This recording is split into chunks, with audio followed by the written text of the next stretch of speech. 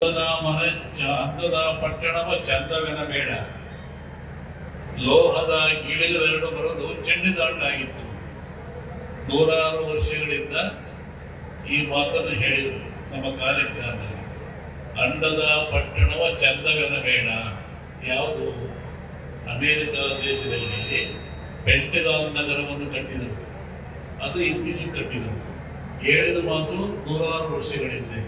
ಏನ ಚಂದವೆನ ಬೇಡ, ಅಲ್ಲೇನು ನೀರಿನಿಂದ ಏನಾಗಬಾರ್ದು, ಗಾಳಿಯಿಂದ ಏನಾಗಬಾರ್ದು, ಪ್ರಕೃತಿಯಿಂದ ಏನಾಗಬಾರ್ದು.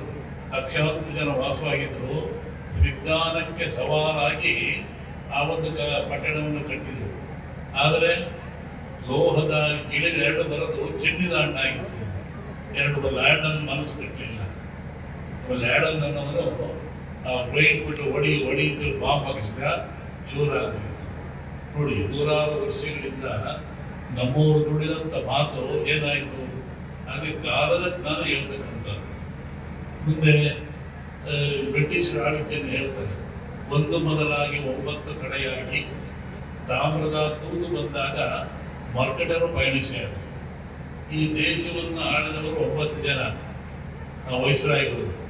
ಒಂದು ಮೊದಲಾಗಿ 9 ಕಡೆಯಾಗಿ ತಾಮ್ರದ ತೂತು ಬಂದಾಗ, ತಾಮ್ರದ ಬಿಲ್ಲೆ ಅಂತ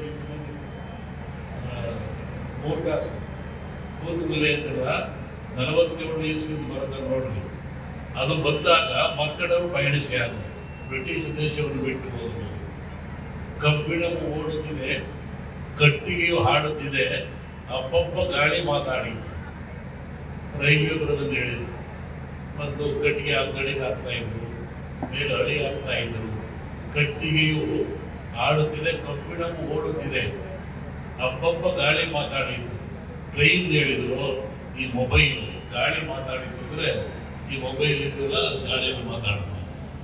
ಇನ್ನೊಂದು ಹೇಳ್ತಾರೆ, ಕಲ್ಲಿನ ಕೋಳಿ ಕೂಗಿತು ಅಂತ ಕಾಲದಲ್ಲಿ ಹೇಳ್ತಾರೆ. ಅದಕ್ಕೆ ಸಾಧ್ಯ? ನಿಮ್ಮ ಮೊಬೈಲ್ ಇದೆಯಲ್ಲ, ಅಲ್ಲಿರ್ತಕ್ಕಂಥ ಸಿಮ್ಮು ಒಂದು ಕಲ್ಲಿಂದ ಮಾಡಿದ್ದು. ಅದನ್ನ ಕಾಲಜ್ಞಾನ ಹೇಳಿದ್ರು, ಕಲ್ಲಿನ ಕೋಳಿ ಕೂಗಿತು ಅಂತ. ಹಾಗೆ ಕಾಲದ ಜ್ಞಾನವನ್ನು ಹೇಳ್ತಕ್ಕಂಥದ್ದು. ಇವತ್ತೆಲ್ಲ ಕಡೆ ಭೂಕಂಪ ಆಗ್ತಾ ಇದೆ.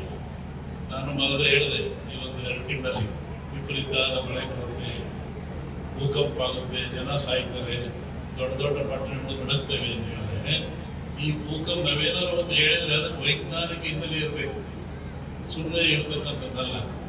ಒಂದು ಕಾಲಜ್ಞಾನ ಹೇಳ್ತಾನೆ, ಕಟ್ಟೆ ಇಲ್ಲದ ಬಾವಿ ಹುಟ್ಟಿ ನೆಟ್ಟನೇ ಸುರಂಗವು ಕೊರೆದು ಗಟ್ಟಿ ಭೂಮಿ ಬಟ್ಟ ಬಯಲಾಯಿತು. ಇವತ್ತು ಒಂದು ಕಲ್ಲು ಬಂಡೆ ಹೊಡಿಬೇಕಾದ್ರೆ ಆ ಹೊಡೆಯಲು 4-6 ತೂತುಗಳು ಮಾಡಿ ಹೊಡಿತಾನೆ, ಹೊಡೆದೋಗುತ್ತೆ, ಹೊಡೆಯೋದಿಲ್ಲ. ಹಾಗೆ ಇವತ್ತು ಬೋರ್ವೆಲ್ಗಳು ಬಂದ ನೋಡಿ, ನೆಟ್ಟನೇ ಸುರಂಗವ ಕೊರೆದು. ಹಿಂದೆ ಬಾವಿ ತುಡ್ತಾ ಇದ್ರು, ಒಂದು 40 ಅಡಿಗೆ ನೀರು ಬರ್ತಾ ಇತ್ತು, ಸಿಪೇಜ್ ವಾಟರು, ಆರೋಗ್ಯಕ್ಕೆ ಬಹಳ ಚೆನ್ನಾಗಿತ್ತು. ಈಗ ಮಿಲಿಯನ್ ಗಟ್ಟಲೆ ಬೋರ್ ಬರ್ತಾರೆ ಜಗತ್ತಿನಾದ್ಯಂತ. ಎಷ್ಟು ಕೆಳಗಿರೋದೆಲ್ಲ ಬಂಡನೆ.